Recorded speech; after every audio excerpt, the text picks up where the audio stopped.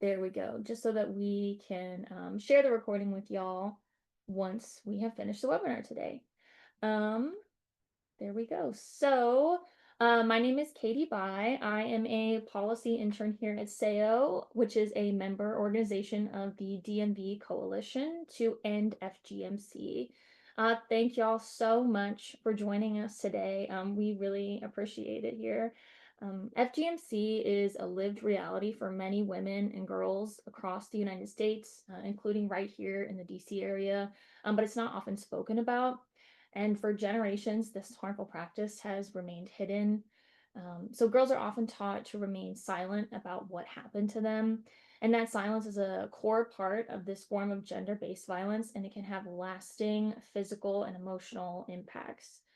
So today's webinar seeks to unpack some of that information, and we've invited some speakers from the DMV Coalition in the DC area to explore the history and impact of FGMC in this region, including discussing a law that was just passed in DC to address FGMC, Law 25-322, which I will share in the chat in case anybody is interested in looking at it. But before we dive deeper, we just want to acknowledge and recognize that not everyone who has experienced FGMC identifies as female. And in this webinar, we may use gendered terms for clarity, but we also recognize and respect that survivors hold a wide range of identities. Today, I'm pleased to introduce our fellow speakers. We have Angela Peabody, who is the Executive Director and founder of Global Women Peace Foundation. We have Caitlin LeMay, who's the Executive Director from the U.S. End FGMC Network. We have Shivangi Misra, the Global Legal Advisor from Equality Now, and Lizzie Verhoff, who is a medical student completing her clinical rotation at George Washington University. Thank y'all so much for being here today to discuss this issue, and we will hear a little bit more from them later on. So today we're going to discuss 4 general topics. I'll give you some foundational knowledge about FGMC for those who are unaware of it. We'll share a survivor story and introduce the DMV Coalition. We'll share information about the new DC law to address FGMC, and hopefully discuss a way that y'all can join us. And we will have a Q&A if time permits. So to start, I'll just kind of give an overview of what FGMC is, and I'll share the World Health Organization's definition here. So FGMC refers to the partial or total removal of external female genitalia or other injury to the female genital organs for non-medical reasons. And the fact that the World Health Organization has a definition for FGMC also highlights some of the international recognition around the topic, particularly as a human rights violation and a form of gender-based violence against women and girls. So notably, this is a practice that typically occurs in minor girls, anywhere from birth to puberty, but in some circumstances, it does occur in adult women. And as you can see from this visual here, there are 4 types of FGMC that the World Health Organization has defined. So type 1 is removal of the clitoral hood with or without the removal of part and or all of the clitoris. Part 2 is partial or total removal of the clitoris and the labia minora, with or without the removal of part of or all of the labia majora. And type 3 is also referred to as infibulation, which is the narrowing of the vaginal orifice, usually created by making a seal. And this often involves cutting and repositioning the labia minora, labia majora, and sometimes the clitoris as well. And then there is type 4, which may include pricking, piercing, or cauterizing, or other forms of non-medical harm to the vaginal area. So as you can tell, the categories range from the least severe, type 1, to the most severe, which is type 3. And again, type 4 is this other category.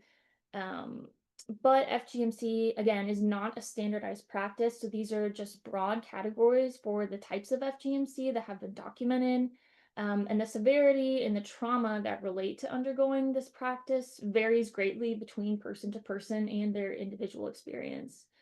Also, just to provide some clarity, there are several different terms used to describe this harmful practice, with some and you may be more familiar with some of these terms than other. They all refer to the same thing. But some of those names include Khatna, Bondo, Suna, female circumcision, and some others. So with that being said, we're going to look at some of the physical health impacts. And again, a reminder that FGMC does not have any health benefits. The physical impacts of FGMC can be short or long term, and it varies from person to person. So some folks might experience none of these, while others might experience multiple. I would also like to preface that this is not an exhaustive list, and there are many other potential consequences. We've categorized some of the potential health implications as they relate to one's sexual health, urinary and vaginal health, potential childbirth complications, and in some instances, death. So the short-term complications of FGMC include hemorrhages, difficulty urinating and menstruating, and infections, just to name a few. And then some chronic and long-term issues can include cyst formation, frequent UTIs, sexual dysfunction, infertility, complications in childbirth, like the inability to deliver vaginally, which could result in a more invasive procedure like a C-section or a procedure known as de-infibulation, which is that reopening of the vaginal seal. And despite the potential consequences we just mentioned, it's not unusual for women to feel that their experience with FGMC was not harmful to them. And a part of that is due to the fact that FGMC is usually performed between birth and puberty. So many times women are even unaware of their connection between their health issues and FGMC. And that's just something to keep in mind because some survivors might be dealing with suppressed memories of their experiences or are in the process of just learning that they've been cut. So while there are still challenges with providers overlooking the physical health impacts of FGMC, attention also should be given to understanding the psychological consequences. Some of these issues can include poor sleep, fatigue, generalized body pain, limitations in daily activities, poor self-perceived well-being, and altered sexual dysfunction. So again, it's important to recognize that not all survivors are going to have the same experiences, and trauma can manifest differently in different individuals, especially considering the diverse experiences and circumstances around how women are cut. So FGMC is a deeply ingrained social norm in the cultural and social fabric of many communities that has often endured for generations. There are a myriad of justifications for its continuation in many communities, and some of these reasons include controlling sexuality by curbing one's sexual desire or preventing promiscuous behavior. In some cultures, FGMC is thought to improve one's marriageability, or it's seen as a rite of passage for girls entering puberty or a certain stage of womanhood. In some communities, there's often support from religious leaders to continue the practice. There are various perceived health benefits, some related to cleanliness, hygiene. Others believe it enhances the appearance of one's genitalia, or that it will enhance sexual pleasure. And these are just a few justifications. There are several other diverse and context specific reasons for the practice of FGMC. But regardless of the reason, FGMC is a social norm. So often there can be immense pressure, social pressure to conform to this practice, making it really challenging for individuals and families to break away from it. We want to take a moment to really emphasize that FGMC is global, and really only in the last decade has the UN recognized FGMC as an international public health issue.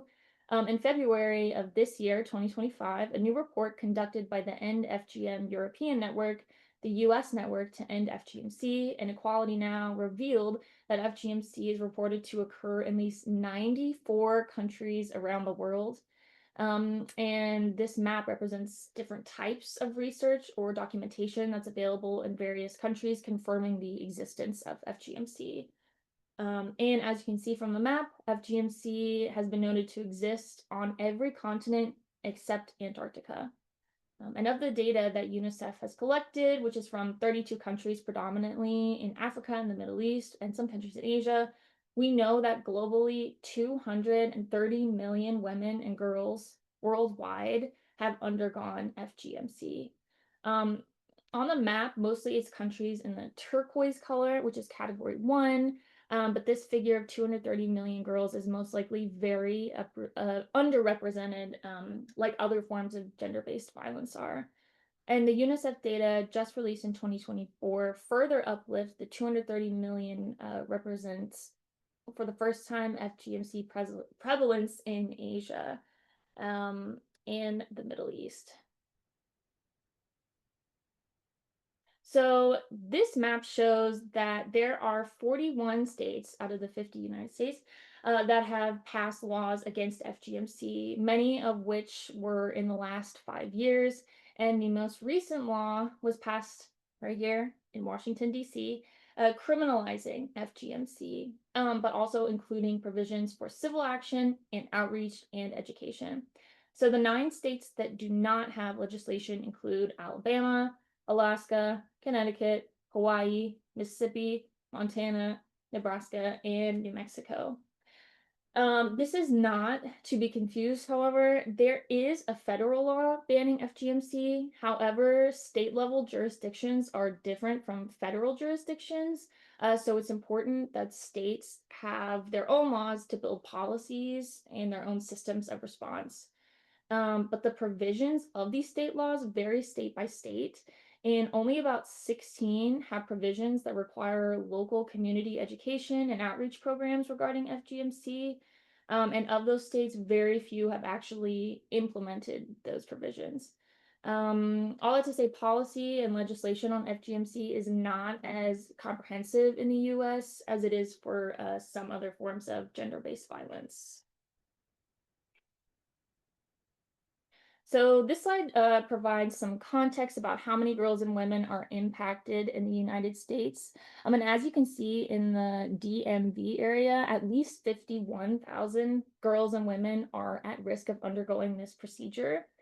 In 2016, the CDC estimated that over 500,000 women and girls in the US had FGMC performed on them or were at risk of this procedure. And this estimate doesn't even factor in those who were born into the US, like second and third generation migrants who may have already undergone FGMC. And the Population Reference Bureau also came out with a study showing around that number. But these numbers are most likely an underrepresentation of the true number of the population who are at risk and who are survivors. Nonetheless, the states highlighted in dark orange. Oh, can we go back one? Thank you so much, Juliet. The map on the left here that we see are identified as having more than 25,000 women and girls at risk for FGMC. And the chart on the right estimates the number of women and girls potentially at risk for FGMC. As we mentioned there in the DMV area, about 51,411 are at risk of this procedure.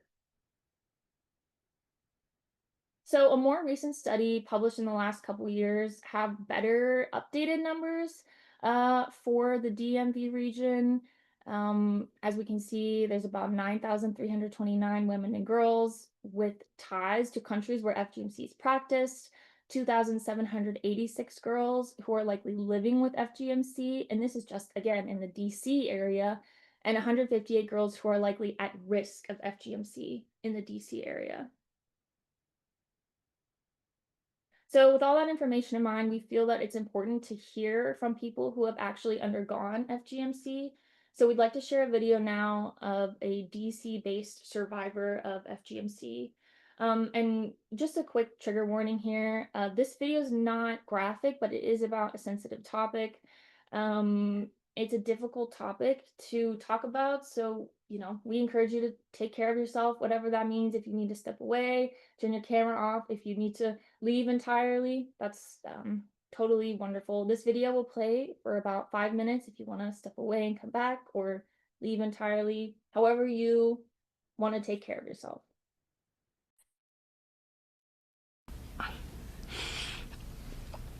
I was pinned down on the floor and both ladies sat on my lap, and what I felt was a very sharp cut. I'm now in my 30s, and I can still remember that day like it was yesterday. My name is Aisha Kamar. I live in Washington, D.C., and I am a female genital mutilation survivor. It was my grandmother's decision to get me cut. Part of it, I think it's a cultural thing. You know, it was done to her, and for her, she's looking at it, it's in her best interest to have it done to me as well. Even the way it happened, actually, like, I was so excited because my grandmother told me that we was actually taking a trip, you know, going to see my great grandmother. And I remember for like a week in advance, I was so happy. And we took a long trip. You know, I remember driving for hours and hours, like, and then it started to get dark, and I realized, like, okay, are we gonna ever get to our destination? The next day, urinating became a huge task. It, for a long time, using the bathroom, urinating was a difficult task. I didn't want to do it because it hurt, like, it hurt tremendously. I can't even describe the words. Fast forward to this and relocating back to America at the age of 13.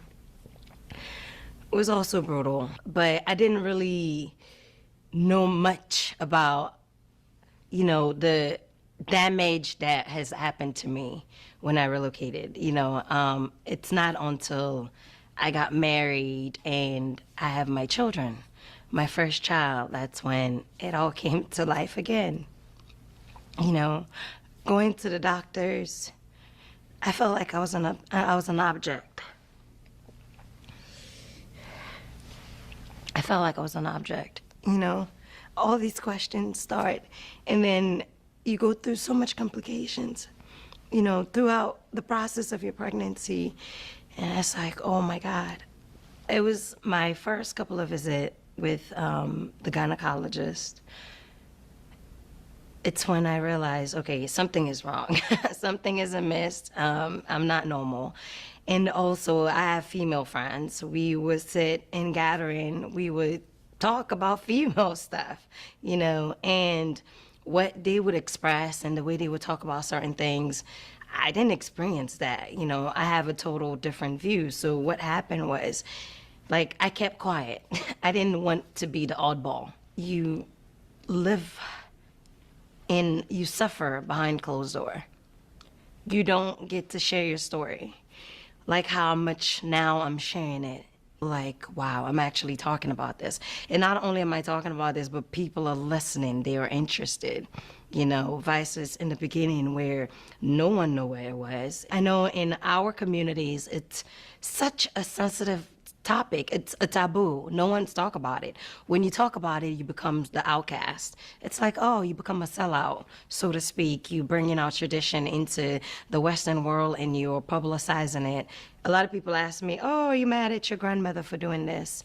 No, like I can never be mad at her because in in her perspective, she was doing what was best for me. But I'm here.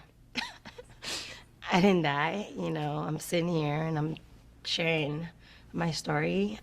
Just the thought of knowing that I could start another chapter in my life, I could close this chapter, it's really huge. It makes me so happy because I do want to move on with my life.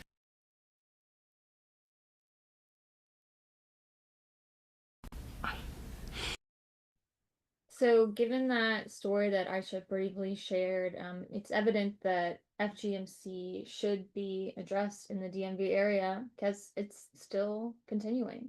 So, to introduce the DMV Coalition and its work, I will hand it off to the Executive Director of Global Women Peace Foundation, Angela Peabody. Thank you, Katie, and welcome everybody. Thanks for being here this afternoon with us. I'm just going to give you a little history about the DMV Coalition to End FGMC, how we got started, who started it. In 2023, it's unbelievable that it's been that long already.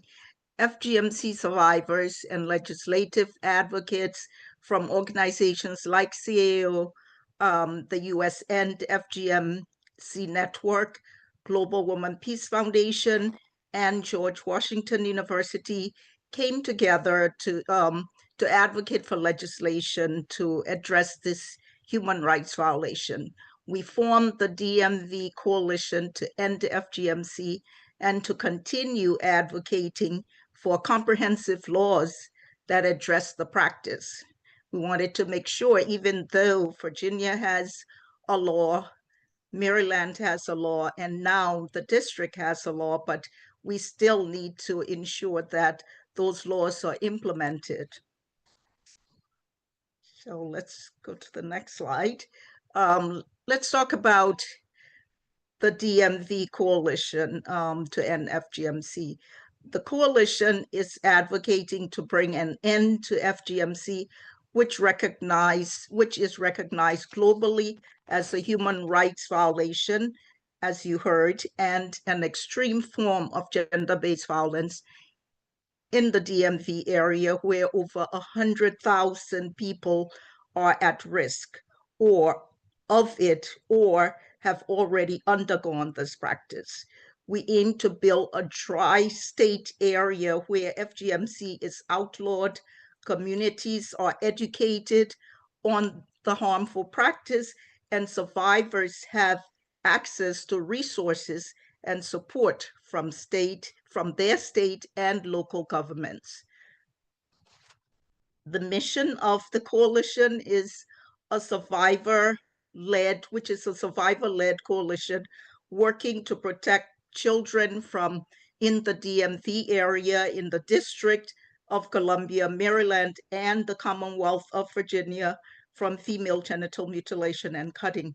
FGMC has been recognized as a human rights violation by the World Health Organization, United Nations Populations Fund, and the United Nations Children's Fund. We work in connection and collaboration with survivors, nonprofit organizations, community members, policymakers, researchers, and other committed individuals to build a collective movement toward ending FGMC. Our objectives are to advance legislation for the District of Columbia, even though it's already, as Katie mentioned earlier, the district has already recently passed their law to amend Maryland's current FGMC law to include vacation cutting and preventing travel outside the state to commit FGMC on a child, as well as adding in provisions for education and outreach programs addressing FGMC. And then finally, to enforce the education provision in the Virginia law by adding in the development of school curricula, ensuring outreach and education are implemented throughout the state. We already have an education law in Virginia, and it's a good one, but it's not being implemented as we had hoped it would be. So the DMV Coalition to End FGMC is going to ensure that that is implemented. And then our goals to advocate for the implementation and accountability of legislation connected to ending and preventing FGMC in the DMV areas.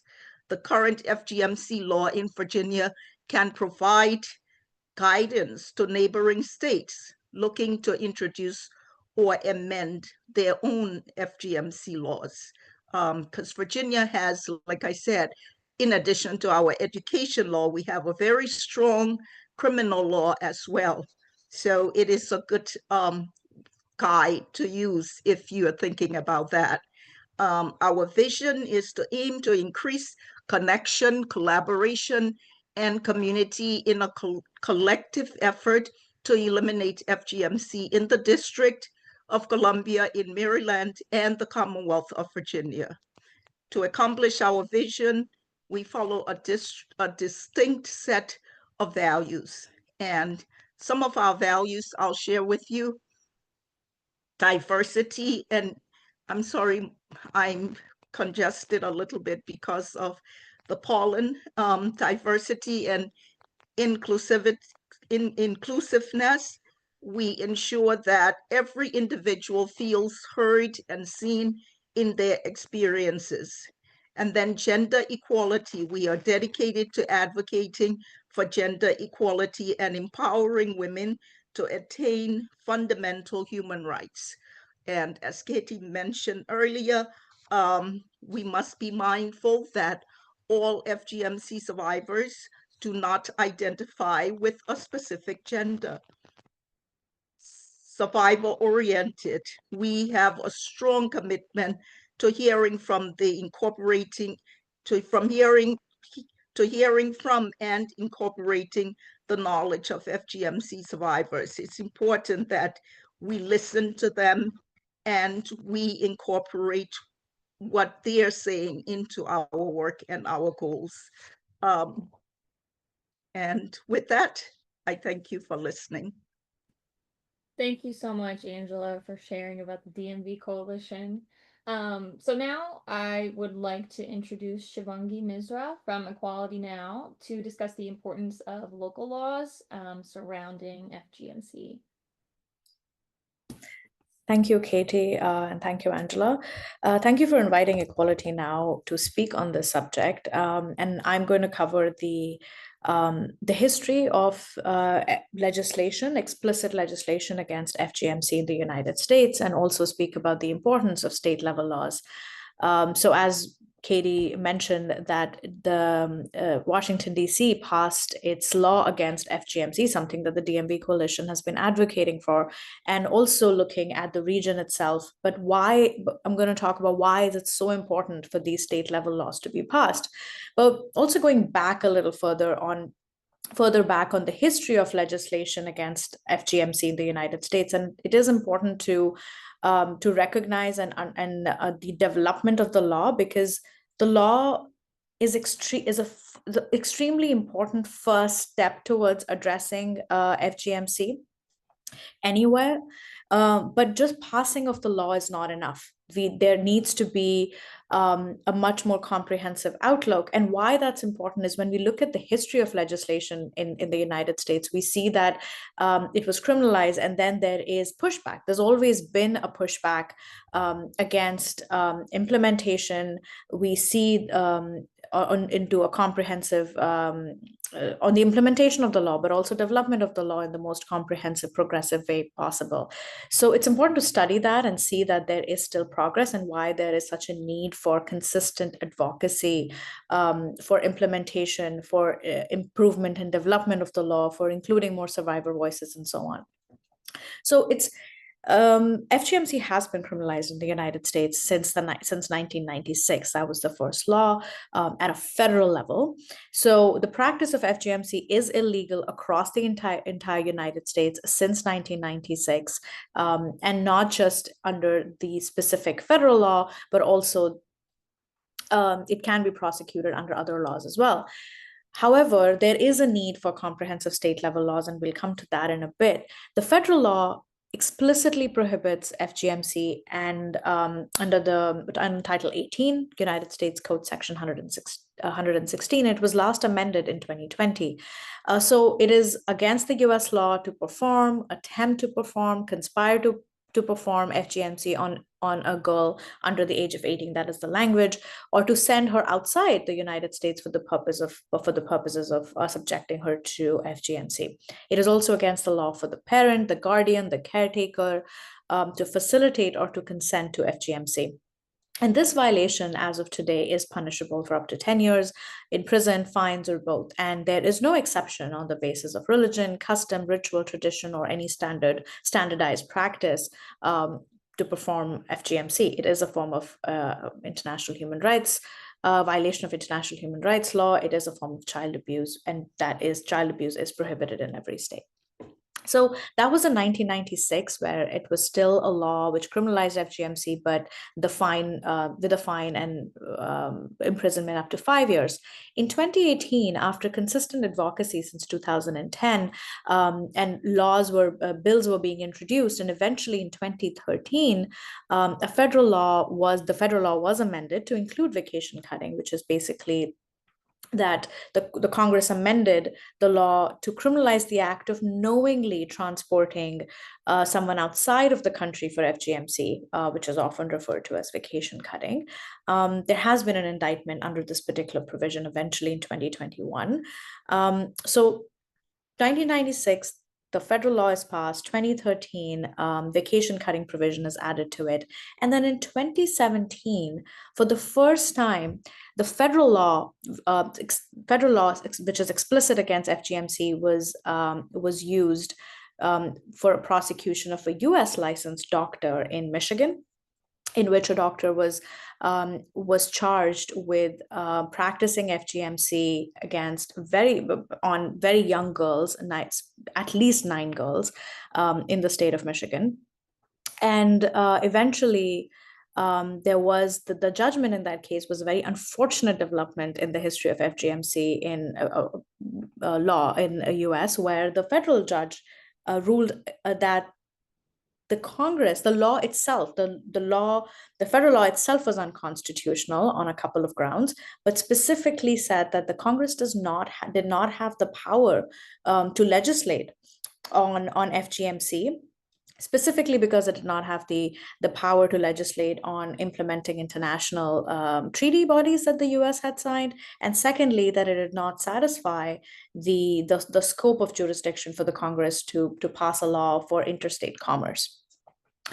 At the time, this is the reasoning that the judge gave. And unfortunately, the Department of Justice did not appeal that eventually. And also, even though the House of Representatives were approached to intervene, they did not intervene eventually in the case. And that left us with this very erroneous judgment. Eventually, it was amended after a series of advocacy, a lot of concerted efforts from survivors, from advocates, from human rights lawyers and advocates and organizations, that eventually in January 2021, an amendment was passed called the Stop FGM Act of 2020, which we do have currently. And it very explicitly clarified that, first of all, that judgment, the ruling that we received in 2018 was erroneous. It did not stand the test of law, which is the Congress does have the power.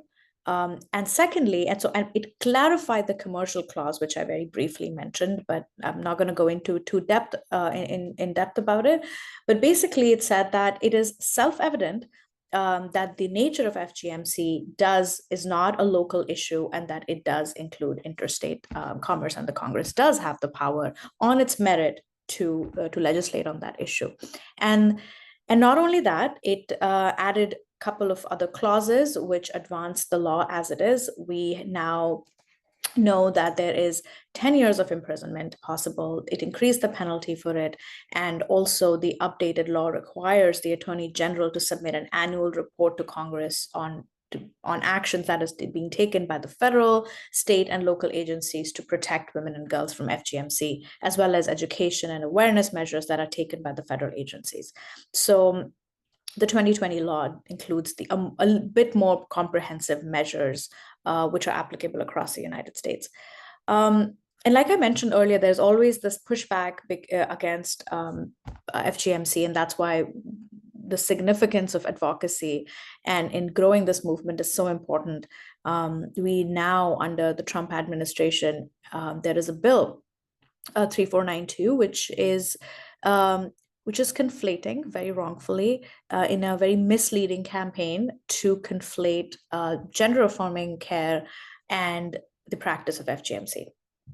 There is an open letter by Equality Now, by the US and FGMC Network, and other community-based and other human rights organizations that maybe I can drop it in the chat or somebody else can, which explains and goes further into why this conflation is erroneous, is harmful, is very dangerous.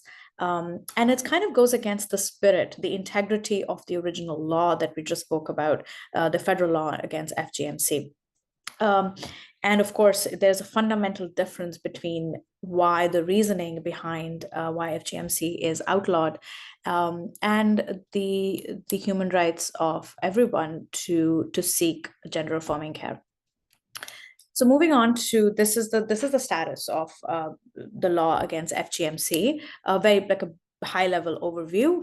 And now moving on to why, if we have this federal law, why do we need state and local laws in the first place? So the the reason we have such an explicit law, even though there may be state level laws that can be used to prosecute, for example, child abuse or assault or any other laws that can be used, is because it demonstrates that eradicating FGMC is a priority, both at the national level as well as the state level. So it creates an enabling environment for that change to happen. And laws against FGMC is important because there is a level of particularities to the harmful practice of FGMC, and laws have the power to address the context and the root causes to a certain degree, which is it addresses that FGMC, yes, it needs to be criminalized, but there is a larger multi-sectoral holistic approach that is necessary to address FGMC meaningfully, which is to address education, to address the health and training of stakeholders, of people that young girls and women are coming in contact with.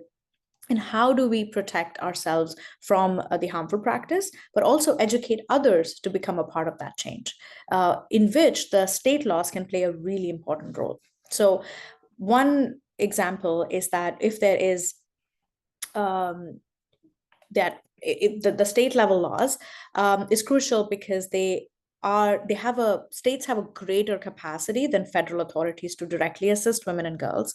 They govern local police, healthcare, social services, the criminal justice systems, and schools. So the local laws do come in contact with these, and they enable the local government to act on it. So teachers, counselors, school nurses, they come into regular contact with young women and girls who are particularly high risk for FGMC, making them the first line of defense.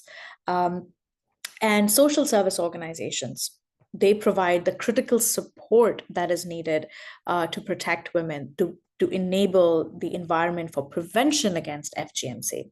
So these specific laws, they can play an important role that go beyond prosecution when they include provisions that are related to education, outreach, and they create that secure environment for that multi-sectoral approach.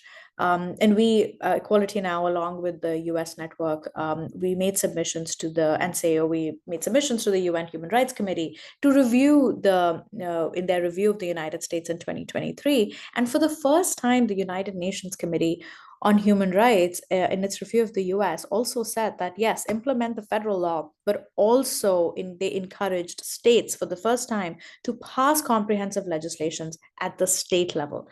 And that also underscored at international level that the US needs state level legal frameworks that can address the issues at its root, and very importantly, support survivors where they are. So yeah, I think that's why we need state and local level laws. And we can talk more about what those provisions can look like. What are some of the best practices? What are some of the examples that we can talk about? But I'll pass it on to the next panelist, and then, if there's time, we can speak about that a bit more. Thank you. Thank you so much, Shivangi. That was super informative and super helpful. So now that we have discussed kind of why there is a need for state laws, and we can talk about the DC bill. And to discuss the DC bill, I will hand it off to Caitlin LeMay, who's the executive director of the US End FGMC network, to discuss this bill. Thank you so much, Katie. So yeah, I'm excited to talk a little bit more about what's actually in this new law now that's in DC. So this actually isn't the first time that DC attempted to pass a bill. There have been previous attempts, including B 230339, which was first introduced in 2019, and then B240516, which was introduced in 2021. But obviously those both failed to advance. They just didn't continue on. And so this obviously the Female Genital Mutilation Prohibition Act of 2024, which is the current law, was first introduced April 13th, 2023. was introduced in DC City Council. And then in the fall of 2023, it was referred to the Committee on Judiciary. And then it's just moved through the process, and then was signed by the mayor and has officially become law as of this spring. And so, yeah, sometimes it takes multiple attempts and multiple bills throughout the years, as we have seen in other states as well. But we finally were able to get a bill go through the full process and become law. And so, what is actually in this law? It's actually a really good comprehensive law, which is really great to see, and that is due to, the incredible advocacy of survivors and activists who really made sure that this happened. So, in addition to, protecting girls from FGMC and making sure that it's not just illegal, there's also other really important provisions that we wanted to point out. So the first piece is, again, not just is it illegal, but the punitive measures include a fine. Those amounts of the fine vary, and or imprisonment for up to 10 years. So somebody may be fined and or imprisoned for up to 10 years. And that includes anybody who aids, permits, or otherwise facilitates FGMC. Shivangi talked about vacation cutting in relation to the federal law. DC has its own vacation cutting provision as well. And so that prevents the transportation of a girl from being transported outside of DC to undergo FGMC. And not just out of the country, just out of DC. So they can't be transported to New York, for example, to be cut. And so that's a very important provision to be included. It also makes sure that survivors have the right to pursue a civil suit against any party that aids, permits, or otherwise facilitates FGMC. And so a survivor can sue for financial damages against, again, anybody that aids, permits. And so this is an incredibly important provision that has been led by survivors who have asked for this provision, because a lot of times survivors may not want to proceed with the criminal components of laws, but the civil piece may be more important, or particularly when we talk about the criminalization of communities of color, for example. But having this additional opportunity for survivors has been incredibly important to include in FGMC legislation. It's just, once again, another option that survivors can choose for themselves, depending on what makes more sense for their situation or what they would like. So this civil suit can include medical treatment. It can include, therapy costs. It can include, if they did go through the criminalization, like attorney's fees and things like that. It also excludes cultural or ritual reasons as a defense. So somebody cannot say, it is my cultural right to perform FGMC. There's an exception for that. So they cannot do that. And then it also excludes parental or guardianship consent. So a parent cannot say, as a parent, I have the right to perform FGMC. They are not allowed to do that under this law. And then lastly, again, as Shivangi mentioned, particularly in this current political climate and with the attacks that we have been seeing on FGMC legislation, this law differentiates between gender-affirming surgeries and FGMC procedures. That provides that extra protection to this within this law. So that is so incredibly important that it provides this. So with that being said, there are additional provisions in this law, specifically around healthcare. So I'm gonna pass it on to Lizzie. Hi, my name is Lizzie Verhoff, and I'm a medical student at George Washington University School of Medicine here in DC. I'm working and conducting research on FGMC screening tools under Dr. Karen McDonald, a critically important member of the coalition here. And I'm excited to talk a little bit more about the healthcare component of this bill and expand a little bit upon what the other panelists have been saying.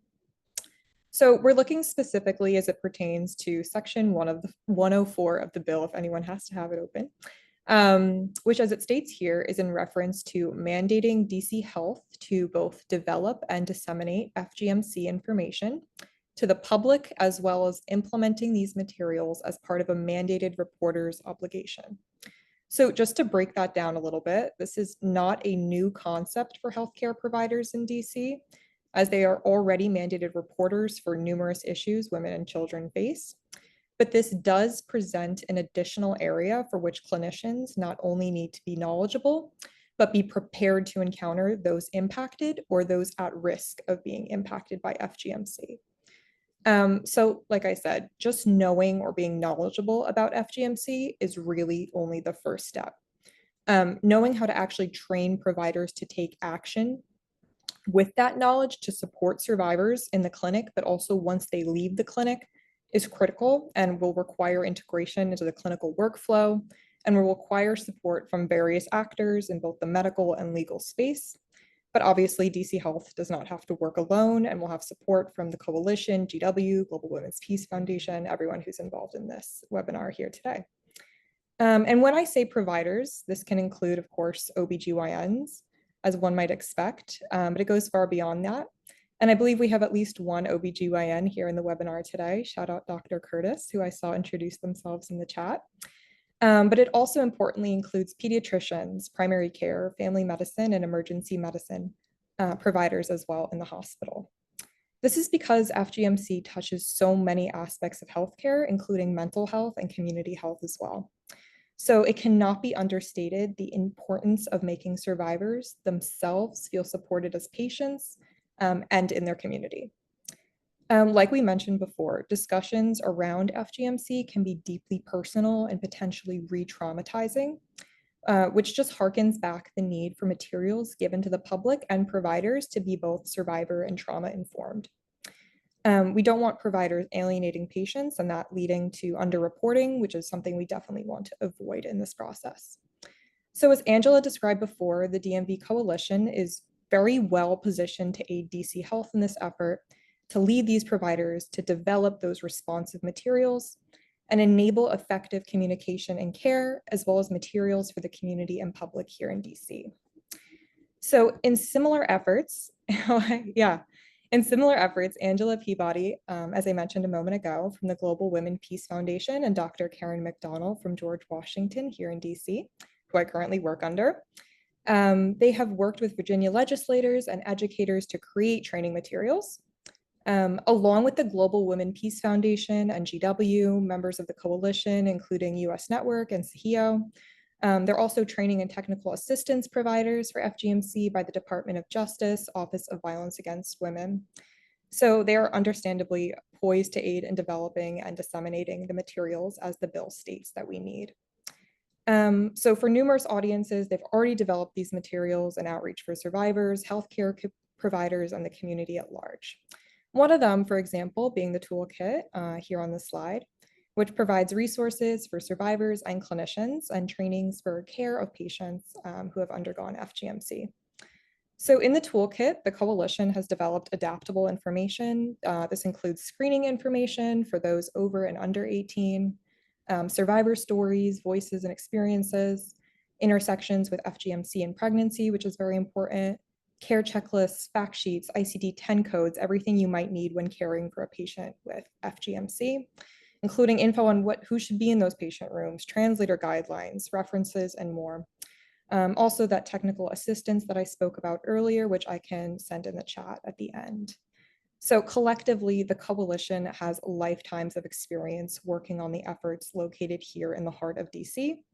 And lastly, as I noted before, but it's important that DC Health is not alone in this effort to make this bill come to life, and the coalition is here to provide guidance, support, and help as needed. So that's a little bit about the healthcare component, and happy to answer any questions as needed. Thank you so much, Lizzie. That was extremely informative. So we do have about 5 minutes left. I think we have time for maybe one question, one or two questions. Lizzie, I think this question would probably be best for you. From Susan, has anyone approached the DC Department of Health about posting information about FGM on their website?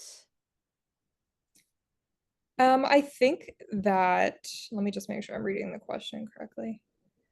Again, like all the information that's out there on the toolkit and currently readily available is information that we'd want to, of course, adapt to DC specifically, because right now the toolkit is in general for clinicians and providers, and we'd want to, of course, make sure it's in line with the bill, and anything that we're putting out definitely supports, yeah, this new bill that just came out. But I don't know if anyone else wants to jump in on that and make sure that I'm not misspeaking.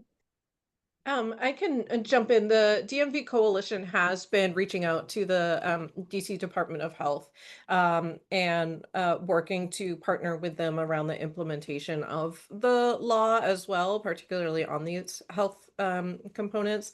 And so, yes, I don't know about like specific conversations regarding the like website piece, but I'm sure that will definitely be part of it, because I know like states have done that, and so yeah, I'm sure that will be part of it, but conversations are happening with them on that. So yes, thank you for asking. Thank you, Caitlin and Lizzie. If anybody else has any questions, we have just probably 2 more minutes to take any questions. If anybody wants to pop anything in the chat or come off mute to ask to any of our panelists here.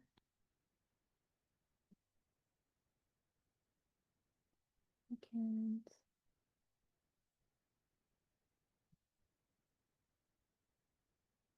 So I can pose a question really quickly to our panelists just for the next 2 minutes here. And this is kind of a free-for-all if anybody wants to answer. Has there been any movement or response on this new DC bill? Any plans to implement provisions outlined in the bill?